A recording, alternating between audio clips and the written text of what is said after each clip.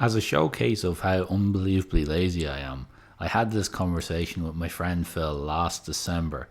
So, a bit of a disclaimer, I had a cold, which led to me muting myself very regularly so I could cough, and he had fairly significant audio issues, so the audio isn't ideal here, but I still think this is a great conversation worth listening to. Phil makes some great points when he's not disagreeing with me, and it's a great analysis of the pros and cons of Yakuza, Zero and Kiwami and how they differ from each other and what each offers. If you do have a listen, let me know what you think, and hopefully you'll enjoy. Hello, today we are going to talk about which game we prefer, Yakuza 0 or Yakuza 1 Kiwami. And by we, I mean me and my friend Phil, who has decided to join me for this discussion today. So say hello, Phil. Hello, Phil. Yeah, oh yeah, didn't see that coming. Yeah. Cool. So we actually, for a bit of context, we both played both Yakuza 0 and Kiwami 1 this year. Phil had never played a Yakuza game before. I have much greater credentials in the Yakuza the Yakuza series. Now I've played Yakuza 1 and 2 on PS2 probably like roughly a decade ago. So just to give context, I actually don't really remember a ton of Yakuza 1 in particular, but just to set some context for our experience with the series. So I'll just get straight into it, I think. And Phil, I'm going to ask you, so out of Yakuza 0 and Yakuza 1 Kiwami, which is the better game and why? Just holistically? Just overall, which do you think is the better game? And obviously there's a bit of nuance to this, it depends it depends what you mean by better and all that. But if you had to pick one, which do you think is the better game? I actually don't think it's a very hard question all the same, so maybe there's a disagreement there, but I think 0 is as a game, just a far better game. I think if you want to talk about plot, I think Kiwami, you could argue, is a better plot, or as a more kind of fast-paced, kind of adventurous plot compared to 0. But I think as a game, I was way more... I was more into 0 because I just thought that a lot of the gameplay was... The mission design specifically was a lot more varied and less PS2-ish, I guess. So in Kiwami, there's a few points in the main quest where it felt like they still just had to work with the bones of an old game. And there's fetch quests as part of the main quest, which feel like a bit... What's the word? Superfluous? If you get what I mean. So for me, 0 has a lot more variety, kind of in most aspects, but Kiwami arguably has a more kind of propulsive plot with way more drama that just constantly shifts. But as a game, I think the two settings of 0 massively benefits it as a game, and it makes each section, each map, all the better for the fact that you keep switching between them. And I think that's my main. Yeah, and I mostly agree. And I think you'll understand probably where we might slightly deviate, given what you and I generally tend to prioritize in games. In that, I do think I'm more narrative focused than you are. You value exploration more than I do, for sure. Yeah, definitely. Now, I think when I was evaluating both of the games, my sense when I was playing is that I kind of had the feeling that I was going to feel that the two games were closer than you might feel they are. I do think Yakuza 0 is definitely still the better game. But for large parts of it, I actually wasn't overly sure on that. I think once you get to probably the last third of, or maybe you'd even say the middle third of Kiwami 1, you do start to see those kind of blemishes that are holdovers from the PS2 days. They've done their best to rejuvenate parts of the game, but they're still they're a full notch below like Yakuza 0, like in terms of what you're talking about in mission design and just world design generally. Like, I don't think the Kiwami 1 world is kind of full enough to almost justify the amount of side content. Like I like the side content a lot in Kiwami 1 still, but it's just like you can tell that there was a lot of prioritization put into, first of all, the start of the game. Yeah, definitely. And yeah, so I definitely see what you're saying, and I agree. I do think the narrative in 1 is definitely stronger, and I think I think it's stronger. I think it's a lot less predictable, and I found it like, I knew the narrative already, but I found it more gripping because it's more personal. Interesting. Okay. See, I would have thought that 0 was like, the way I think of 0 is that 0 feels almost more of a character based, like it's just slowly building up these characters, whereas 1 has so much drama and like so many huge left turns where it like wholesale kills off a bunch of people that you think are like going to be major players for like the next 5 games. Like there's a lot of deaths in 1. There's a lot of deaths in the first fucking 5 minutes of Kiwami 1, where I was like, oh, I thought that guy'd be in it for the next 4 games, you know? Whereas 0 was like, felt to me like a lot of it was slowly building these 2 characters and their stories. Don't know if that makes sense. So I guess it is personal. Sure, yeah. Like Kiwami 1 is personal in that it's like it's clearly like all about Kiryu's journey, and like where he is at the end of Kiwami 1 is like very independent, as opposed to where he is at the end of 0, I guess. But yeah, and I suppose what I mean by personal is that the personal stakes for Kiryu in particular are so much higher in 1. Yeah, definitely. Like, obviously the whole story is essentially revolves around, for him, this mission or this path he's on and how it affects the people around him, and there's a lot of collateral damage. So it is very tragic for Kiryu in particular. I'd say he pretty much loses every single person who's important to him. Yeah, his entire like familial bonds. Yeah, with any character. Exactly. Is like torn away from him for like by the end of the game. But that's why I thought like 0 was like it's slow paced in that way, with characters, but I kind of like that it just let you get to know the characters. Whereas, and I thought it fed into Yakuza 0 way more. Or sorry, it fed into the side quests more, because with 0, if I'm just like hanging around either of the cities with either of the protagonists, I didn't feel like a massive dramatic shift had just happened and I'm going off to, like, you know, play pocket racing or whatever. Right, in Kiwami 1, after any dramatic moment, I was like it really felt like I felt like the side content, as good as it was, if I didn't do the side content, the game almost would have been better. The narrative would have been better because it was so clearly like tightly constructed and paced. Like I feel like if I replayed 1 and I ignored all side content, the actual pacing of the story would be like so good. Whereas 0 is like, it has lower moments with lower stakes because it just lets you kind of absorb the cities more.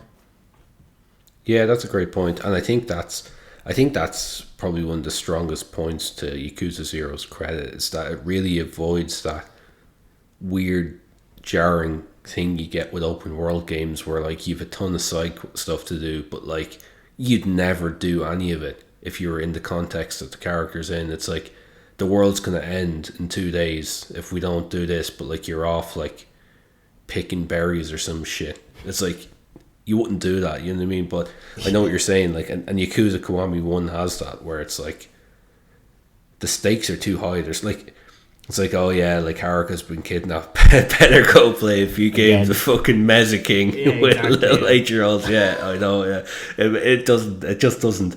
And again, I think that's kind of, yeah, that's, well, again, that's more kind of the fact that Kiwami has to, in some ways, sit between what the series was and what the series is, right? Because they had to have side stuff, and like a lot of the side stuff, basically all the side stuff is new. It wasn't in the original. Bar the Coliseum and like And normal gambling games. Some of the base side quests surely were in the original, weren't they? Yeah, like side quests were, but like in terms of like the actual all like, the leisure activities or whatever, that's all. Like Meza King wasn't in the original, or like Pocket Circuit Racing obviously isn't. Then, That's true. Yeah, no one would have wanted to see pointy-breasted Beatles back in 2002 or whatever it came out. I get that, and it's interesting. I think it speaks to what each game is and what they're trying to be, and it's interesting that there is actually, I think, a notable difference between what each game is trying to be, and that obviously Kiwami 1 is a remake of a game that was much more linear than what the series is now, so having a tight narrative was obviously very important. I would say probably the focus of the original game, whereas Yakuza has kind of become this thing where the side stuff is at least, if not more important than the main stuff. And I think that's true in Zero as well. And what I'd say is that you made a great point about the narrative focus of each game, in that Yakuza 0 does focus really heavily on building up characters slowly versus a kind of a compelling overarching narrative.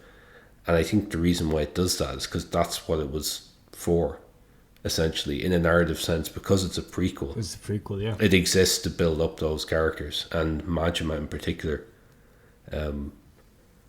So, what did you think of Majima in Kiwami 1 versus 0?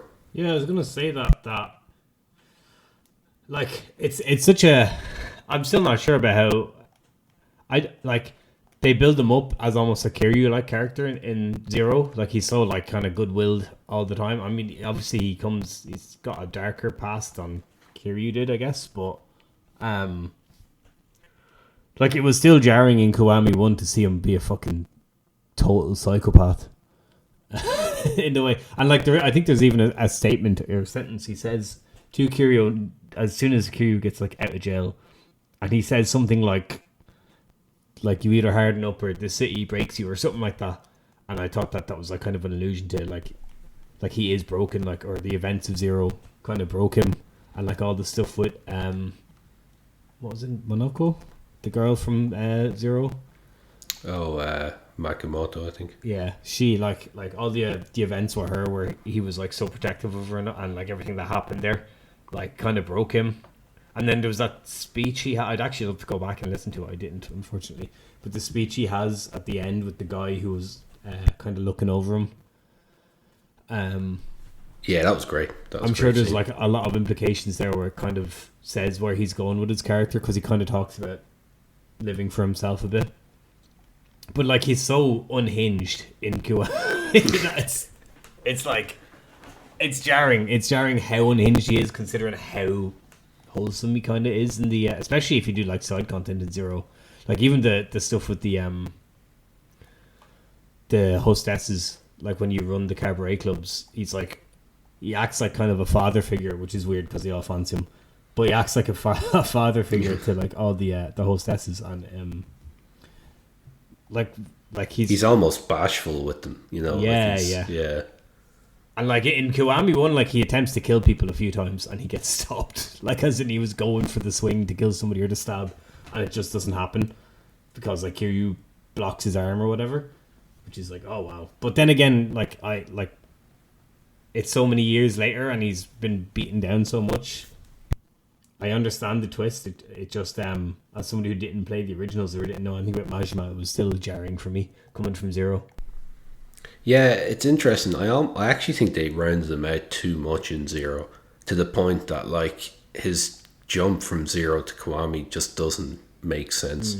Like I can understand it, and they actually softened him in Kiwami quite a bit compared to what he's like in the original. So, so for context, in the original, he's basically his whole thing with Kiryu. He's obsessed with Kiryu, but the whole thing about it is that Kiryu's a rising star in the Tojo clan or whatever, and Majima's threatened by him basically.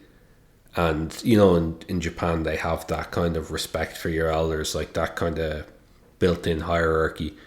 I think a big part of it is Majima basically just wants to. He feels threatened by Kiryu and he wants to assert his dominance. Like he's basically trying to kill him in the original. Like there is no like this kind of like, oh Kiryu, I love you, I want to fight you so much. In the original, it's just Majima just wants to kill him. Like, and he's obsessed with him. But he like, so for example, like in Kiwami when he like kidnaps Haruka and he's like, haha, now we get to fight. In the original, it's like he kidnaps Haruka as a way to lure out Kiryu so he can kill him. Okay. And like even that scene is pretty iconic in the batting cages. That batting cages scene in the original, he basically just beats the shit out of. He might actually, does he kill? No, he like really heavily beats basically the one of his henchmen. And like there's no like kind of like haha, isn't Majima being mad? Wacky. It's just like he's just an actual psychopath.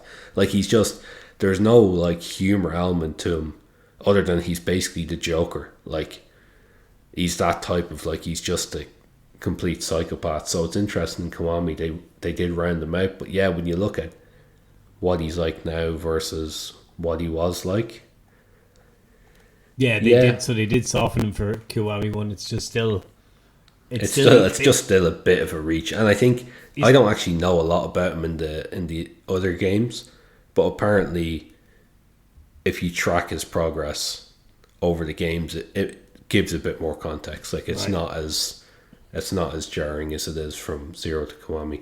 Yeah, like he still at least is humorous in Kiwami, but again, that's kind of not the way he was in Zero. He wasn't nearly as goofy. Like in Kiwami, he's either a psychopath or he's like a goofy, I guess, psychopath. Like, you know, he's like dancing and doing weird shit, or like bartending or whatever. You know, and it is hilarious. To be fair, yeah, it's amazing. It's a great idea. Like that is and obviously it goes without saying, Majima Everywhere wasn't part of the original. Right, okay.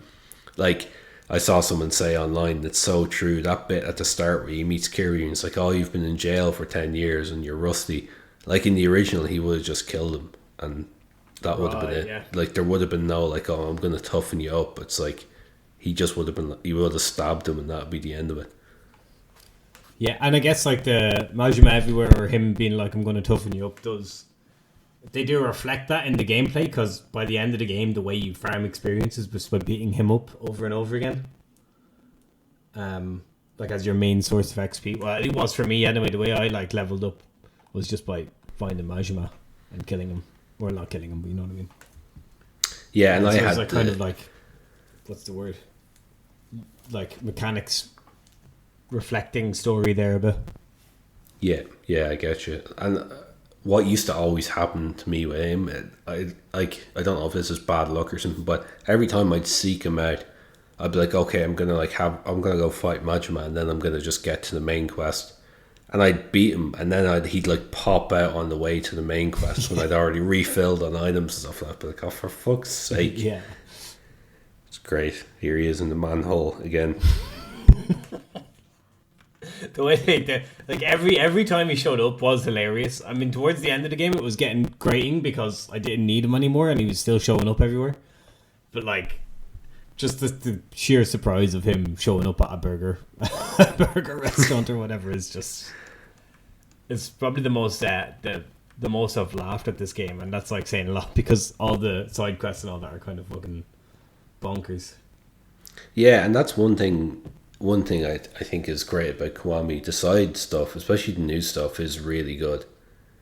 And like some of the side stuff, the side quests originally were there and they were funny, but they really have grown into it. In that I was kind of expecting the side stuff to be a much bigger drop off from Zero, but it wasn't.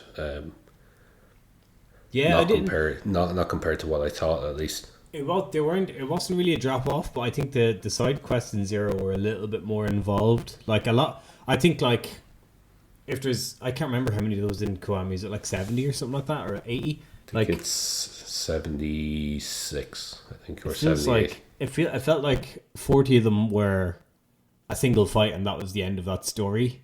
If you know what I mean. Which might have been the case in Zero a bit too, but I felt like the Zero side quest lasted just a bit longer. You spent a bit more time with whoever the character was. That doesn't make it better or worse, just that they felt a little bit more... They felt longer than the Kiwami ones. And then there was some in Kiwami that were like way more involved too. And there was like the repeat side quests of like, you know, the guys that pretend to be...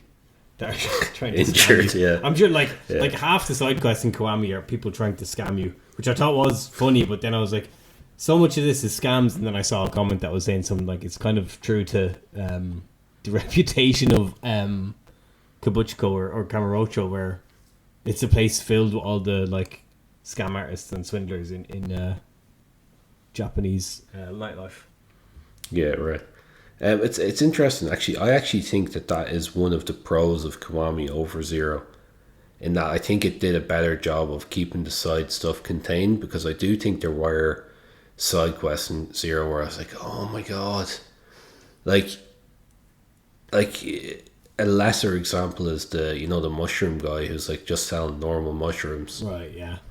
Like that could have been a single time or twice, but it's like 5 times. So many times. You know? Yeah, because you have to build like the friendship meters. Right, exactly. So like that's, I think, the friendship meter, and even the one with like, there's a girl in the shop or whatever. It's like, I don't want to keep going back here, but you kind of do. And then even the one where the restaurant where you have to fish for shit and all that, it's like, oh my god, this is long and annoying. And then the telephone box one as well, that was definitely the worst, where it just went on for so long. This guy's like, oh, I want a sword now, and it's just, yeah. But I did think Kiwami was stronger in Zero in that way, whereas like in Zero there were so many subquests. I don't know why I need like basically 5 mini subquests inside these subquests when it's just the same thing over and over. Yeah, I was going to say that the friendship meter quests were like in Kiwami, like the guy with the mushroom, that would be 5 sub-stories rather than 1 sub-story. That'd be just 5 that you go, you know what I mean? Like in Zero, if those guys that tried to scam you were in Zero, they'd just be, you wouldn't really become friends with them, I guess. But, that the idea of you just kind of like repeat visiting people to gain their friendship, that each visit would be a sub-story in Kiwami. I guess, right. I don't know which ones I prefer. Like, I liked the longer sub-stories in Zero generally, I think. Because there was a bit more... Sometimes there was more gameplay-wise, like in Kiwami, a lot of the side quests were just...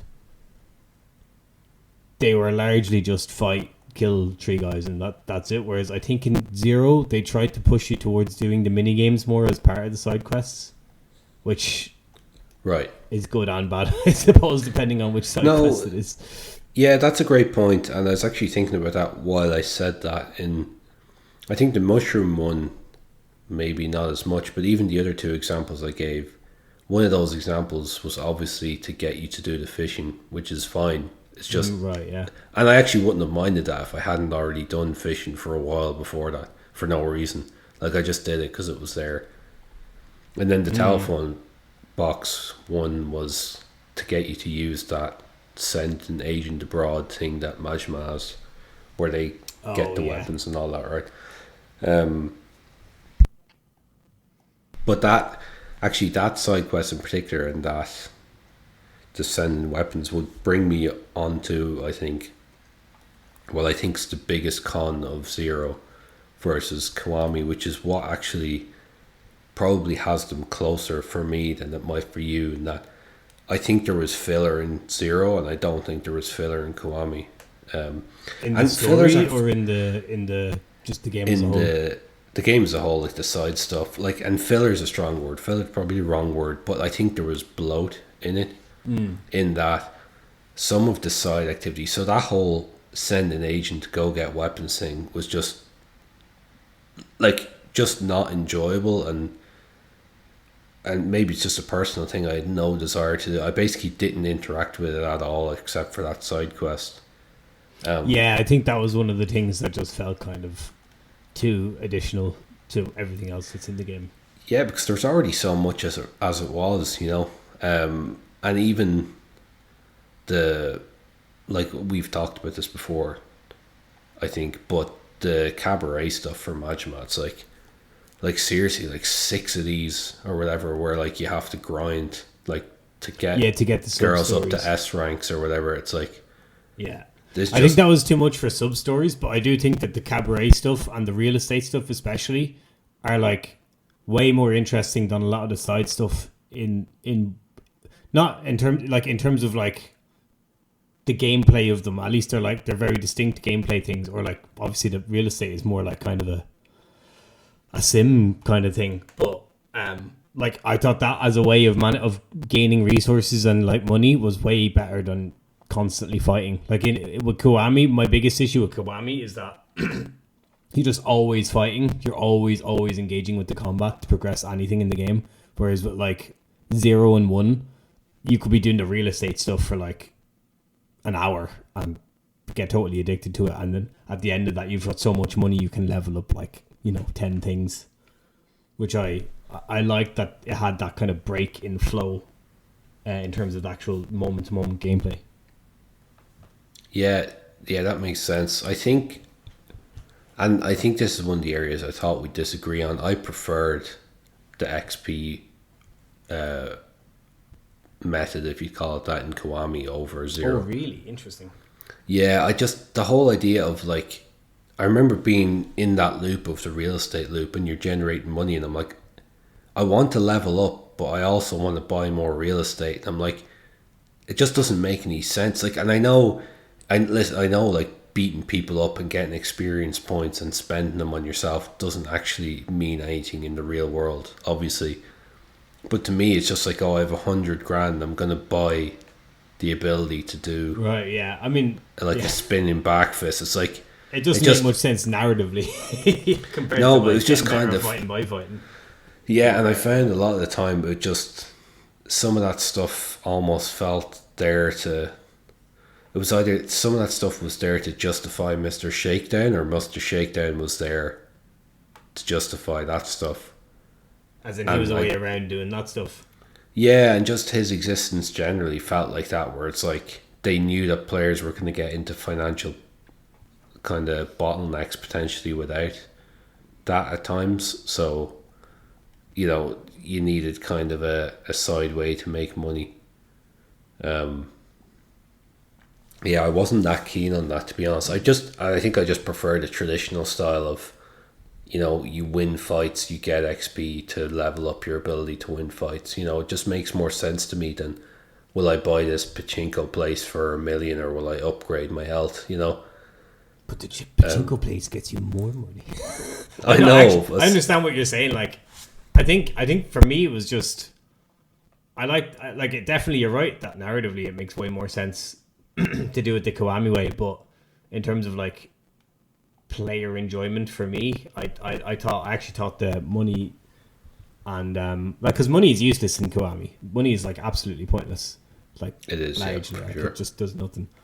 Like, you need 100 grand at one point, but yeah, like that's it. Like, you've like 1.5 billion. It's one of those funny things. Actually, I think both games had this issue where they were talking about sums of money as if they were like going to decide the leader of a country or something. It's like, I have that much money, like times 5. It's like even when they're talking about the 10 billion in Kiwami, I think I had like 2.2 billion or something. Like, right, yeah, I can just give you some if you want. Like, I'm not really doing anything with this. I've only been out like a month. Like, I can afford it. Exactly. Yeah. What the fuck have you all been doing? I'm fucking rolling in it. Yeah. Yeah, like it's. I thought the combination of the two, gameplay wise, was more elegant. It worked better for me. I really enjoyed the real estate side of it. I also just really enjoyed the break from fighting, because with Kiwami it was like. I was like with the completion points, like I always just like barrel it down until I can get that constant, like that ability where you just can run without stamina, and I just never fought anybody after that again unless it was part of the story. Because it was like fighting these 3 guys in the street doesn't really do anything for me. Fighting Majima is great for like leveling up, but I was at the stage where I was like so leveled up that Majima was just breaking my flow from getting to the actual story or doing a sub story. So I kind of liked that the money was like, or not the money, but the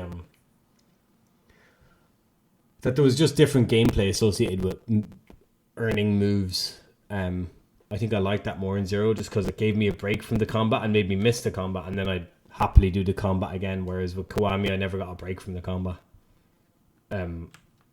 But I do see where you're coming from with that, and it definitely narratively, you're totally right that it doesn't make any sense that like you make loads of money and you can like, you know, kick a guy 5 times harder. Right. Yeah. I get what you're saying, and I think the real estate in particular, and I think if I'm remembering correctly, I enjoyed doing the Cabaret Club more than you did, but yeah, actually, I got the actual gameplay aspect of it, I really liked the kind of second to second bouncing. Like, it actually felt like you were just actually. It made you really feel like a Cabaret Club owner, where it's like it actually felt like it's like you have to be paying attention to all these things at once, sitting people in the right area, all that stuff. I like that. Yeah. I did actually like that, and I the real estate part of the game was so good. Like, the real estate part of the game is better than anything in Kiwami for sure. Just generally, like, it's just great. It's funny actually because Mr. Takedown or Mr. Shakedown to me is so similar to Majima in terms of function, in terms of like what you actually use them for. In that, like, I would just like the way I approached both of them was so similar, except with Majima, guns weren't as effective in Kiwami, so I couldn't finish him off as quick. But if I was always like, I need to upgrade, or I need to level up, or I need to get this next ability, I'll either go shoot Mr. Takedown a bunch of times and like get loads of money, sorry, Mr. Shakedown, or I'll go to Majima. Like, I approach both of them very functionally similarly. Right, and one thing I'd actually say that's in Kiwami's favour, I think Majima everywhere is way more enjoyable and way less annoying than Mr. Shakedown. Mr. Shakedown's so OP. Like, the amount of attacks he has where it's just... Yeah, the single attack that the stomp that like takes 70% of your health, But it's just by the end of it, I had figured out like ways around him that I could kill him, like, you know, in 30 seconds with like a fucking busted gun, like the slugger shotgun. I just like did 4 shots and I killed him or whatever. Or more than that, right. But essentially he'd die very quick, whereas towards the end Majima is just a nuisance. Which, I mean, is the point of the character, but... Yeah. And then he shows up in the story a few times as well. Like when he fucking crashes into the soap land in the truck. Right, yeah. For the fight, which is a bit less climactic when I've fought him like a billion times already. Yeah, and like I was saying, the original, he does that to kill Kiryu, basically. Right, yeah. That's why he's trying to get Haruka. But, yeah, one thing that I'd say is that, again, that's the Kiwami's strength, is that I think you could put Kiwami alongside Zero, and it just doesn't feel like a drop-off. And considering that it's a remake of a PS2 game, that's a really great achievement, I think. Like, I was playing Kiwami and I was like, given how much... So for context, for anyone who's listening, I'm very much not the type of person who can play one type of game and then play anything like it for probably a pretty decent period of time. I get burned out on things pretty quickly. So to be able to play Kiwami so close to Zero and not have it feel tired is great. Like, I think it just shows how well designed those games are. Yeah, I'd agree with that, yeah. And Zero generally, like, Zero is just... Like, I think even more knowing what one was, there were so many parts in Zero where I was like, this is so good. Like, it's so... Another thing I think that's a huge plus point for Zero is Zero makes Kiwami a much better game in that. Right, yeah. Like, so those actually...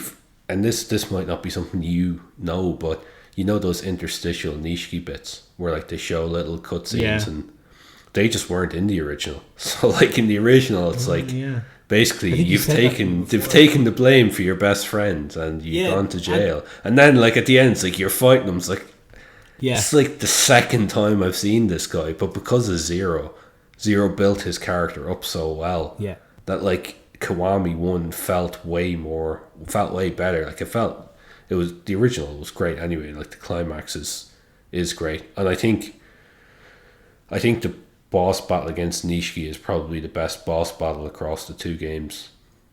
Ooh, that's for me. I don't know if I agree with it. I think narratively it's amazing, especially like when you smash him through a wall and like, you know, when you get to the next phase and it has like a flashback to Zero. I was like, oh, that's so well done. Like from just the way he makes me feel. Yeah, that's what I mean. Like that's like not necessarily mechanically or in terms of in strict gameplay, but I just mean as like a set piece, a linear set piece in particular. Like I thought it was like, I remember playing the original and thinking it was amazing, but it's even better in Kiwami. It's interesting. Boss battles is another interesting area of comparison. How much we'll disagree on this one because I have strong opinions on the boss battles between these two games. The boss battles in Kiwami are bad. Okay. Unfortunately, yeah, they're not. They're bad. They are bad. They really show their age. And actually, one of the worst things is they've changed as well. Like, it's not like they're not actually 1-to-1 boss battles. Like the attack patterns and stuff, some of them are new. It's like, if you're gonna do that, like, Jesus, like they are rough. Like they're not. I think apart from the Nishiki one, I'm probably fighting Majima. I don't know if there's a single enjoyable boss battle in the game. I honestly, probably the least happy I was playing any Yakuza game was that, like, the boss battles in Kiwami during the story of either of them. Like the boss battles in Kiwami were so obnoxiously designed with, like, yeah, for sure, especially on the rooftop with the main antagonist, or not the main, Jingu, thank you. Yeah, him and his two like super armored friends that have guns. Yeah. It's just like, oh my god, this is so. Did they have blades and he had a gun? It was just like so many boss battles against characters that have knives or bullets that just, if you get hit by them, you're just mashing X, getting back up, running around trying to dodge a bullet, taking a few hits. They're all super armored, so you can't really stun them too much, and then repeating that for ages. It was just so. Like the boss battles in Zero mechanically are really good as well, which is a bigger slight against it. Like I remember the one in the sewer, I really liked, and yes, against Kusa. Yeah, any of the fights against him actually were really good. Any of the boss battles were really cool. They just like, because they had like their own flair, like in terms of the moves they were using and the type of combat they were engaging with. Whereas in one, it was just like, you know, that one outside the Serena, the bar where it's like Nishiki like ambushes you. That dick with the sword. The guy with the sword is just like, I can do 3 punches. If I go for a 4, he'll slash me and I'll fall down and I'll have to get up, run around. Like, you know what I mean? It's just like so much chip damage, which they're not good. Yeah, it's funny that Jingu boss battle is notorious. So and the other one, the other one, so let me talk about Jingu one first. So the Jingu one, when I was playing the Jingu one, I was like, they definitely just watched The Matrix, and we're like, right, yeah. Look, wouldn't it be cool if we had characters that are like Agent Smith that just keep coming back to life for some reason? Because that's really what they're like. They're like two like basically really high level bodyguards who just keep fucking reviving for some reason, and he's so obnoxious. They kept reviving. It was so annoying, and he's obnoxious too. There was another. Apparently, sorry, go on. Yeah, apparently, and this might be the one you're going to talk about. Apparently, the Lao Ka Long boss fight, people hated.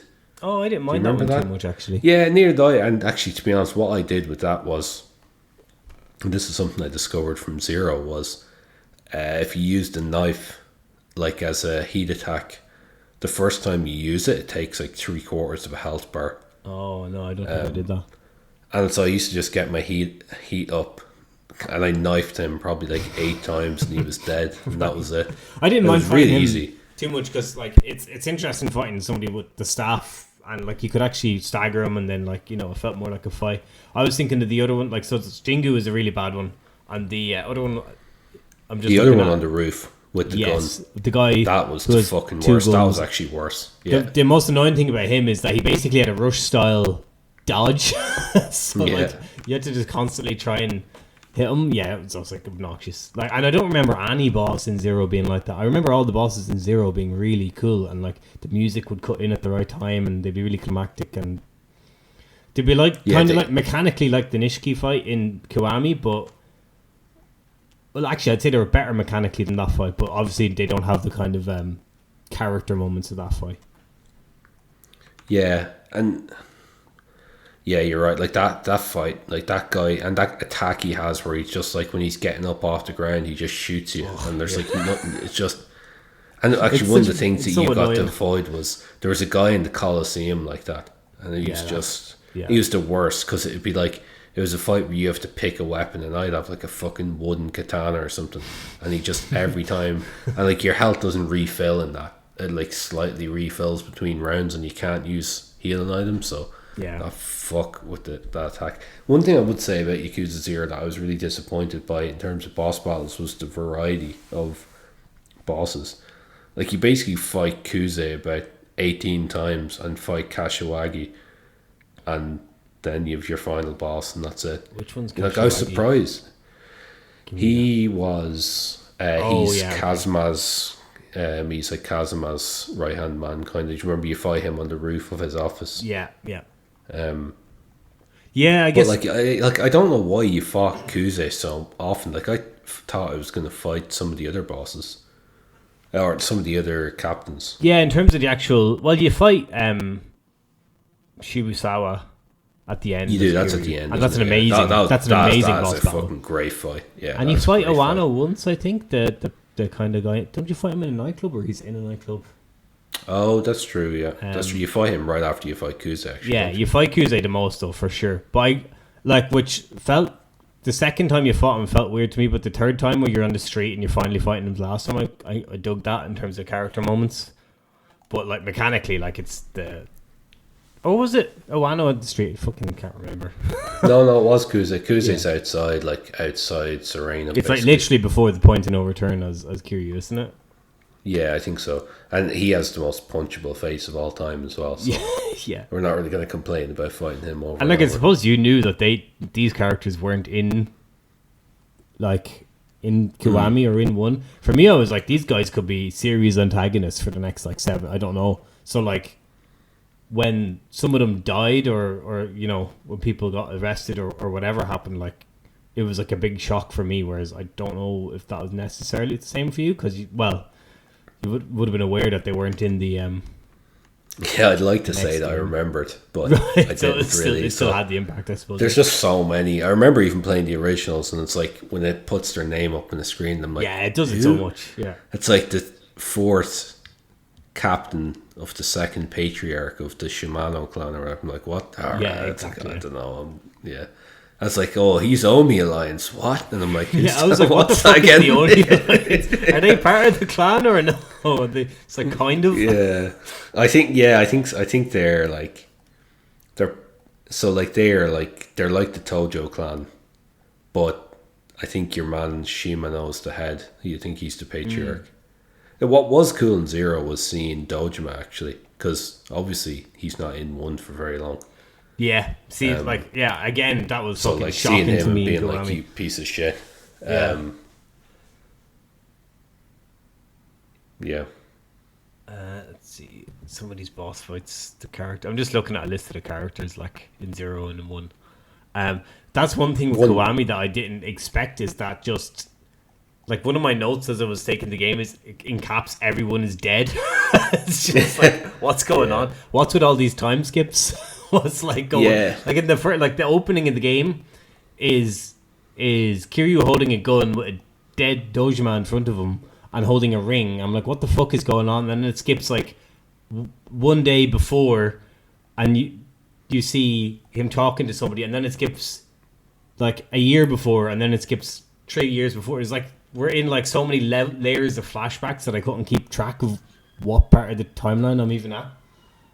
Right, and that stuff with Yuna at the start, like the prologue, wasn't in the original either, so that was added in. So like the first game literally just starts and it's like, oh yeah, Dojima's dead, and that's interesting, because yeah. one of the and there's sorry, go on, yeah. No, go. I was just going to say, it's kind of flipping into gameplay again, but one of the actual criticisms I have of Kiwami 1 is that I felt like some of the main story had like really, really basic fetch quests of like MacGuffins, and I was like, that are way more involved than they should be. So like, even at the very start when you're getting the ring, I understand that there's a significance to the ring, but like you go into a pawn shop, leave the pawn shop, talk to your what's his name, your friend from Money, Shinji, yeah, go back to the pawn shop, they raise the price, you come out, you talk to Shinji again, you go back into the pawn shop. Like, it's like, why am I doing this 4 times? Why is this part of the main quest? You could have just had me do it once, and I'd understand that he bought it for, Yumi. I was like, why is there so much busy work here? And I felt that a few times in Kiwami 1 as well, like with the dog as well, and Haruka. Don't be shit talking the dog. I'm not shit talking the dog. I'm shit talking all the shit I had to do for the dog. All the shit I had to do, aka you mean that time you have to get a food. Like, yeah, but you get food and then you come back and it's like, go get water, and then you go get water and then you come back. And then that's it. No, yeah, because then you need life. It's a tough life getting food. You need a plate afterwards. Dog, yeah. So you need to go and buy a fucking plate. So you need to do like 4 trips to get this dog shit on. That's true. You know what I mean? Like, it's a tough life saving a dog from dying in the streets. Yeah. Well, all I'm saying is gameplay wise, it was like so much like going back and forth. I can see why that's not why you come to Yakuza, to be fair. Yeah, that's fair enough. And I think the Yumi stuff was, I think it's just to introduce Shinji, to be honest. Right, yeah. And he's hilarious nice and does stuff. Yeah. He is great, yeah. Like, but, the biggest problem with Kiwami 1, biggest advantage pro for Zero is Mr. Erection, or whatever he's called. His complete absence. I was devastated when he didn't show up in Kiwami. He shows up in the story for Zero as well. Yeah, I know. He's iconic. Yeah, he's amazing. Yeah, I can't believe he wasn't it. Yeah, I love that bit in the cabaret club. You just see him over dancing over in the corner, doing the stance. What a legend! Like, Zero has a lot of really high comedic moments like that as well. And not that Kiwami doesn't, but like, I know what you're saying about the side quests, that you kind of like them being briefer and like a bit more direct. But by that approach, not having that approach, Zero was able to have like the side quest with Michael Jackson, which is just, objectively. Yeah. One of the best side quests I've ever played. It is amazing. And the fact that you get him then like as an agent, like it feeds into your real estate. And that's another thing about the side quest in Zero, is that beyond just the like story you get usefulness out of some of the characters then afterwards. Yeah, that's true. To be fair, like I wouldn't really insult Kiwami's side quests. Like they're really good. It's just that I think Zero side quests are like, some of them are so like, they have more depth, iconic in my mind, that like they stick out. And the fact that then you kind of build a bond with some of the characters you get from them to like input into your real estate game or whatever. I thought was good. Like the pervert guy who's really good. It's like a manager for like erotic places, just like stuff like that. I really like Zero. But with both games, generally, I love how everything feeds into something. Everything feeds into like some level of completion.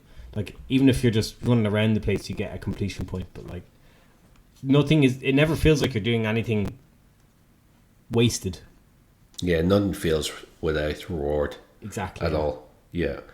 One thing that I think we'll hard agree on one thing that Kiwami's a lot, well, not that's a lot stronger on it, but no telephone club in Kiwami. Yeah. Fucking hell, that was like it wasn't even funny, the telephone club. It was just like, this is weird. It's like if my wife walks in when I'm doing this, like, and she did, so it's like, it's just why, and just, it's not even like the actual game itself is so weird. Yeah. But like, it's so obnoxiously long, the sub stories for that, and they're so like, the fact there's an orangey element and you have to try the and orangey element was so annoying. Yeah, I forgot about that. Yeah, like you have to try and figure out like, I've already met 2 girls wearing white bikinis, and so if this one is white, it's like, for fuck's sake. An annoying thing about that as well is that the sub stories that came out of those are like amazing. Like, they're really funny. You know, when you Right. go and meet them and it's like a dude, and then you get like you lose health because you sleep with a guy Right. or whatever. Yeah. Like, or like one of them is a granny or whatever. You just get like kind of stuck with her. You get mauled or whatever. Yeah, but like that's the thing. They could have just done it that like every time you call up, you get a different girl, and it ends in that. And also make story. the mini game like just don't have the mini game. I don't know. Yeah, just it's do like a call that and have a minigame. conversation. Like you don't need to do That the mini minigame fucking sucked balls. The Like, mini game the sucked, and it actual was just mechanics of egregious it, like, visually. Yeah, You know what I mean? yeah. Kiwami had it that wasn't too good. with Mezzo King, but it wasn't as Mezzo King is goated. Don't talk about Mezzo King. Mezzo King's fun. At least it's like right weird sexual stuff aside, which obviously is completely hard to unnecessary. put it. The So did actual your wife game- walk in playing that? I showed her. I just I put the cards on the table that time. I was like, well, this is in the game, so If you see this, let's don't be just- surprised. Yeah, it just ripped. Although she'd already seen me play Zero, so she knew what Yakuza was all about. Right, yeah. But at least with Mezzo King, it's like I found the actual game interesting. Like I found like the actual rock paper scissors, and trying to guess when people are going to use one versus the other, and balancing the risk of trying to beat them on a card that might be their power card. There was actually a bit of strategy to it. It was a little, yeah, it was okay. It's definitely much better than fucking. Yes, it telephone was better cards than the anyway. telephone, yeah. And it was pretty short overall. So Yeah, it was relatively short, yeah. It's funny because that exact game is in Zero as well. It just doesn't have the card kind of association. You know, it's just a rock paper scissors game with women fighting in bikinis in the right. Which I went to. I think you have to go in there as part of the main story in Zero, and then I was like, "Is there any sub stories associated with this?" Nope. Okay, I'm never doing this again. Yeah, I was the exact same. I think that was Zero's version of gambling, wasn't it? Because you can bet on the fights. So Yes, yeah. I did like, as I said, I do appreciate that there's mini games in Zero have like sub stories attached to them, even if there's some shit mini games. Like in Kiwami, I didn't play darts or pool once, but in Zero I did, because like in one of the mini games, a guy tries to basically makes you drunk, so you have to try and beat him in darts. Like, but you know, it forced you a little bit to engage with the mini yeah, games. and what I'd say about that is I didn't want to play them. So Well, yeah, that's that was kind of like, yeah, I didn't mind it, but I'm like, oh my god, especially that darts one. I was like, I kept losing. I was like, for fuck's sake. yeah. Yeah. What I thought was, and what I thought, it's actually, you touched on this earlier, and I think this is a very underrated aspect of the Yakuza games, is how much they do actually reflect Japanese culture, and I think kind of some taboo topics in Japanese culture. In that, well, number one, I thought it was great to see, and obviously it's like it's not exactly handled perfectly, but even just some of the stuff with like people in it that might be trans, or like men dressing as women. I think Kiryu's reaction to those characters, for the most part, was very positive, and that he was very much like kind of, you know, you do you, you know. I think that's good. Yeah. Yeah, it was a good reflection of the character. Yeah, and what I thought was interesting, it's actually in both games to different degrees, but there's stuff on Chinese immigrants in particular in both games, and like people getting visas, and Yeah. you know how difficult it is. Like in Kiwami, you've that side quest of the girl that works in the hostess club who's trying to get a passport. That's not a side quest, actually, it's a main quest, isn't it? So like, yeah, I think it's in like, she's, because there is two side, there is there's side quests associated with it, isn't there? yeah. So, but like, I think she has like a little brother or something or whatever, and she needs to stay so she can look after him. And Yeah. and in one, obviously, or in Zero, obviously, It's like a major it's plot a point. huge plot point, and like even there's a hospital that's specifically for immigrants, because obviously they're not going to be accepted or welcomed in the mainstream hospitals, and And it's actually Majima mostly interacting with them rather than Kiryu. Now I think about it. yeah, and like even obviously Makamoto, I think that's her name, is herself an immigrant, so is Tachibana, obviously. Makamura. But it's really Sorry, yeah. just a little bit there. Yeah. What's her full name? Oh, Makoto Makamura. Makoto, yeah, there you go. Yeah. I'm merging the two. Yeah, so like, and obviously Tachibana, and just kind of the unique challenges. Like Tachibana himself obviously talks about the unique challenges he faced as a Chinese immigrant, and it's interesting. And then because obviously we sorry, go ahead. I was going to say, and then his like relationship with his like top henchman that he met, and how that guy previously had sold his sister into like essentially sex slavery. Isn't that right? Like Tachibana, like all that was like there's really interesting dynamics at play there, and it's it also, your man is a character that ends up being a good guy, but like when you learn that about him, you think there's no redeeming this guy. Like, no. And I guess he does die. Like like the way he's redeemed is by dying, but like just that. You can. You can tell he becomes a certified Japanese citizen because of how happy he is to just die because of honor. Basically, when he's found out, he's like, basically just. Yep, it's interesting though, is that like he was a Japanese kind of mob guy or like street punk, and he had no issues really with selling a Chinese girl away until he befriended a Chinese guy, and then, so it's like it's only once he started to admire somebody Chinese that he realized what he was doing was wrong.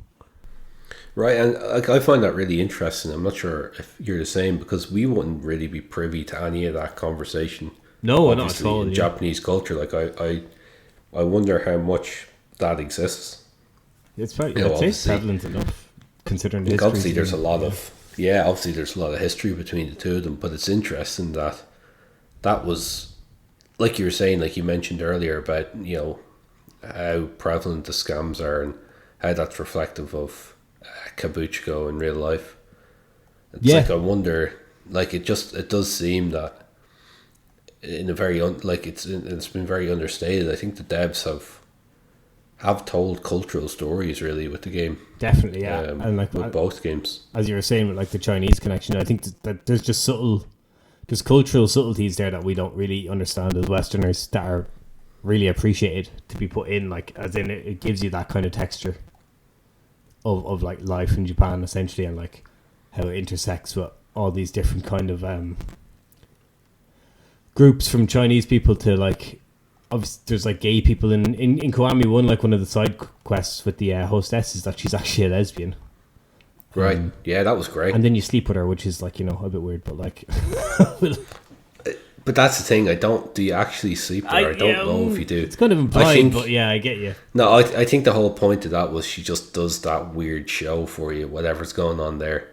You know what I mean? Yeah, maybe, yeah.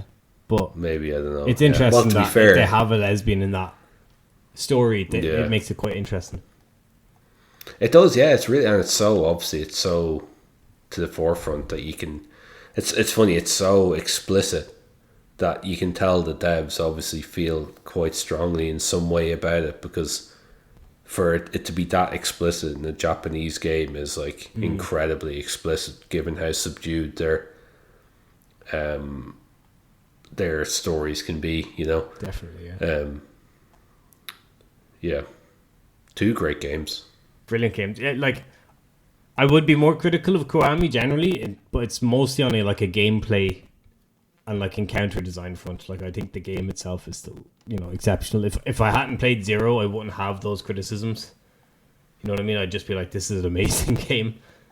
Yeah, and I think if you played 1, or even if you see any parts of 1, like it really ramps up your appreciation of Kiwami. Yeah, because it really does. Like, it was obviously it was the first game, it was a PS2 game, it's a pretty restricted blueprint. Even combat-wise, it's funny. Like, Yakuza 0 would have been my first exposure to the new combat system.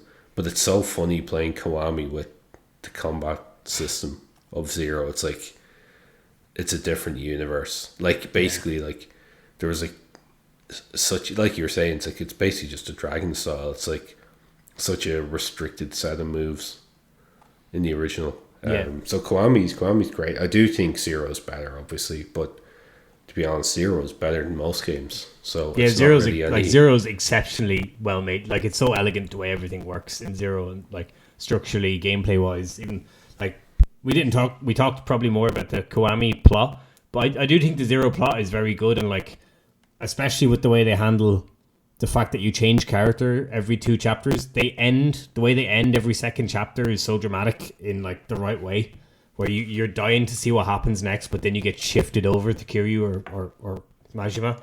And I really like that kind of that pacing they had. Like they obviously knew that, like, you know, this person's going to want to see what happens next, but fuck you. You're off and Dotonbori for the next, like, whatever, 10 hours. Yeah, that's a great point. Actually, you did feel after every block with Kiryu and Majima that you didn't want to leave them. And then obviously you'd slowly get back. So you leave Kiryu to go to Majima, and you slowly get back into Majima. And then by the time you're done, you don't want to leave him, and then you're back to Kiryu. And it did have that flow where I never felt for a second with either of them where I'm like, I prefer being in this world versus this world. I think if I had to pick one, I probably preferred Majima's a little bit, just because I think, particularly in Zero, Kiryu is quite serious. So Right, yeah.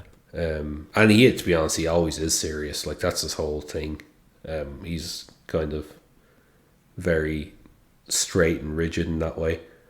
And obviously, like, he still gets into funny situations, but it just doesn't have the kind of randomness that comes with Majima and his character. Definitely, yeah. Yeah, like as a personal character, Kiryu's definitely in a more serious situation generally. And I mean, they have the side stories to add levity when you're Kiryu, because a lot of the side stories I can remember that are really funny in Zero are Kiryu ones, like the pizza one and the True, yeah, and the Michael Jackson one, the like dominatrix one. Like, I can't remember the Majima ones as much. I'm sure like if I looked it up, I'd find some that I was like, oh yeah, that was amazing. But also just changing map every few hours was really refreshing too. And I think I agree with you that I preferred Majima generally, just playing as him. And I preferred his combat styles as well. Yeah, I preferred his combat styles, and I preferred something Bori to what was it? Komachuro. But maybe that's because I found it easier to kind of get around without using a minimap initially. Whereas you probably are more familiar with... I'm more like in Kiwami, I was like, I'm not going to look at the minimap because I'm just going to use... I remember the streets. I kind of know how the streets... You know, you start like actually knowing the streets. Like when in the story, they're like, oh, they're over on... Nakamichi Street. Yeah, you're like, oh, I know where that is. You just start going that direction. Which is cool. Yeah, definitely. And actually, that was one thing in Kiwami that really impressed me was... like as soon as I got into the open world and I checked the map and I saw that the Millennium Tower was where the empty lot was, I was like, okay. So it's like it was obviously used to build this huge thing, which I thought was neat. Yeah, which is really cool because. And then that's actually it's not the last time you'll see that. So. I only putting together now is that fucking the Millennium Tower is where the entire climax of Kiwami was. It's just that's exactly, just dawning on me now. Like, is that the fucking Ares bar was up there and the explosion and the fight with Nishiki and everything? Yeah, that's pretty cool. Yeah, it is. Yeah, and again, there's more to it than that. So, but yeah, anything else to say? I don't think so. Let's see. No, we've more or less hit all my notes. Yeah, so zero over Kiwami, yeah. Yeah, I think just because I like the mission design, there's more modernity to it, and I like having the two maps. And story-wise, though, I'd almost pick Kiwami, but like as a whole, I would think Zero first. Yeah, I agree. I think it's pretty much impossible to argue that Kiwami is a better game than Zero. I think there's actually probably more I don't like about Zero than I don't like about Kiwami, as in, like, I didn't like we said, the telephone club, some of the side quests, some of the more filler aspects. Like, you could probably count more things, but I think the things that are worse in Kiwami are more, just much worse. And like they're more central problems, as in when something's bad in Yakuza 0, it's like, okay, this thing doesn't add to the experience, but I don't think it necessarily detracts from it too much, whereas in Kiwami, the stuff that's not as good definitely does detract. Yeah, definitely. And like, it's also, there's more to find fault in Zero, because I think it's literally double the size of the game. Like, it's 2 maps Exactly. that are as dense as the map in Kiwami. So actually, I'd say even like, what is it? Not Kabuchiko. What's the name in Kamurocho's? Kamurocho, I think is. Is it more dense in 0 than it is in 1 in like Kiwami? I feel like there might be even more in. Well, there's less sub stories though. Just trying to think. But there's a lot more, of like. There's more sub stories. There's more Kamurocho sub stories in 1, but there's more side stuff. Yeah, sure. There's the whole real estate. So like you have all aspect. the properties and stuff. So that's one thing that I didn't like about that. The only thing I didn't like about the property stuff was I really didn't like those face offs with the. Oh yeah, where you could lose. Yeah, the fact that like if I lost this karaoke, right, and they were fucking like they were fucking hard. Yeah, they were hard. Yeah, definitely, I agree with that. Yeah, that didn't need to be as punitive as it was. No, for sure. But I actually did like. I don't know if you finished them all out, but when you finish it out, you get like. When you finish out all those stories, you get like the 4th fighting style of each character, which is like you get the dragon style fully upgraded as Kiryu. Yeah, that's cool. I never did that. I think I got very close, and then I wasn't. I think I finished. What happened was I finished the main quest. Yeah, it's hard to go back. Finish the main quest, and I said I'd go back, and then when I finished, it's like this just ends too well. I think I'm just done. To be fair, I still even in the main quest, I still probably didn't use the dragon style that much. But with Majima, you unlock his Mad Dog style, and he like legs it around the place, stabbing people as he goes, and it's absolutely busted. Like it completely trivializes the game. Like that sounds great. It's amazing. Like and then you fight that style in 1, but he's like you're so brutal with it when you have that ability. But I think I got that after finishing. Like I went back and did the cabaret stuff. I think after finishing the story. So like it's kind of not that consequential. Cool. Yeah, I think that'll probably do it.